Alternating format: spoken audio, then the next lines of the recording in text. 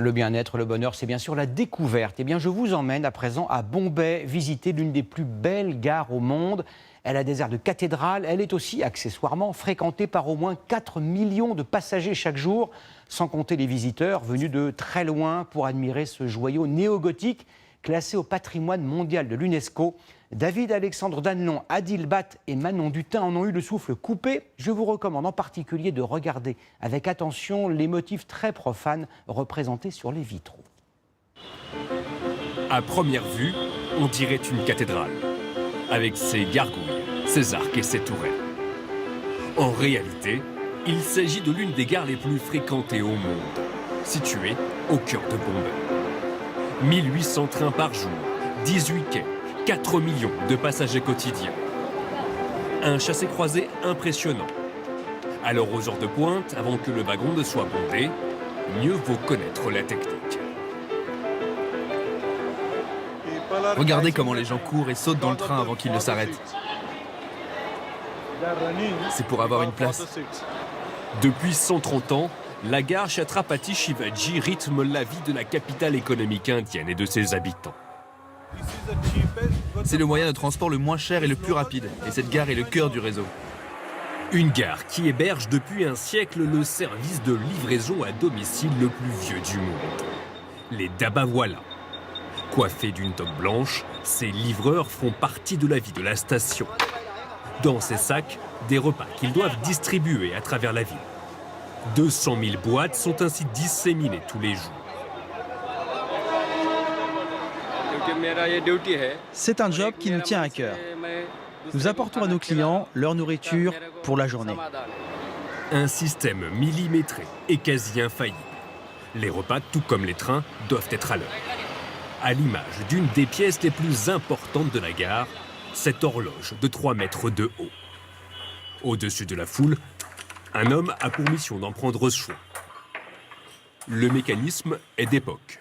Il date de 1888 et l'inauguration du terminus.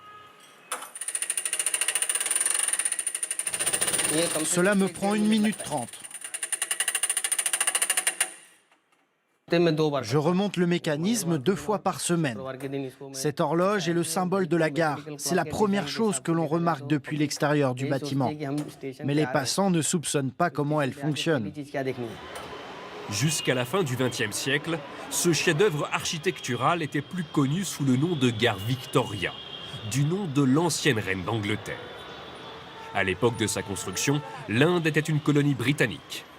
D'où ce mélange d'architecture gothique et de décoration d'inspiration indienne. Les gargouilles que vous voyez au sommet mesurent 6 mètres de longueur. Les sculptures représentent la faune et la flore locale, des animaux sauvages, des reptiles indiens et même un pan. Pour cet architecte et son équipe d'ingénieurs, l'entretien de cet édifice est un défi colossal. À chaque inspection, de nouveaux problèmes sont détectés.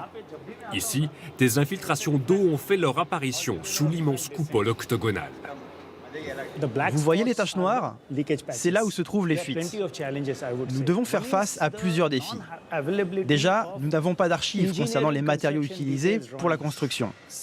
Ensuite, c'est un bâtiment classé au patrimoine mondial. Nous devons d'abord retrouver l'origine de ces matériaux, car nous ne pouvons pas remplacer la pierre avec une pierre différente. Nous devons trouver la même. Une gare unique, témoin de la puissance de l'Empire britannique et de l'avènement du chemin de fer. Tout le plafond de cette salle a été réalisé avec du bois de théier. Et désormais, un passage obligé pour les touristes étrangers. C'est imposant, hein. C'est un monument énorme. Je n'ai jamais vu une gare comme celle-ci. J'ai visité celle de New York, mais celle-ci est bien plus impressionnante. D'ici 2 ans, le métro devrait voir le jour, symbole de modernité. Pas encore de quoi concurrencer les célèbres trains de banlieue et leur gare légendaire qui fait la fierté de Bombay.